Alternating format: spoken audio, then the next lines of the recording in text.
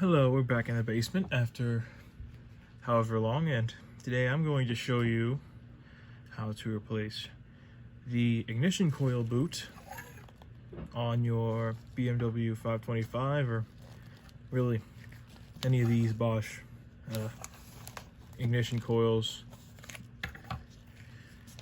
And in all cases it's really simple.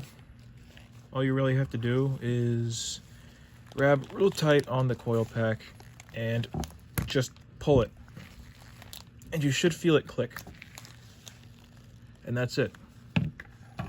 Now if you want to know what part number is, these are, I believe, Remy, if I'm not wrong. There's the part number if you need it. It's a cheaper solution to replacing the entire ignition coil, so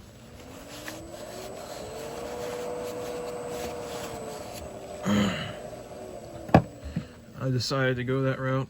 It cost me 30 bucks. Had to replace 2 of them because the valve cover gasket did this. You can see, sorry about the noise in the background, but you can see right here this is split. That's because there was oil in the cylinder, spark plug, whatever it is. Sorry, I can't talk.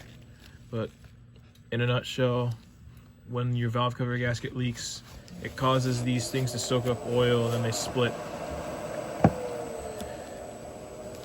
And so to install them, aversive removal, and all you really gotta do is first make sure it's clean in there, make sure there's no oil, which there is none. Blow it out, make sure nothing's in there. And sorry about my whole infrastructure in the basement. Then what you want to do is very gently click it in, and you should be done after that. Shouldn't want to pull out. You should feel a nice solid click.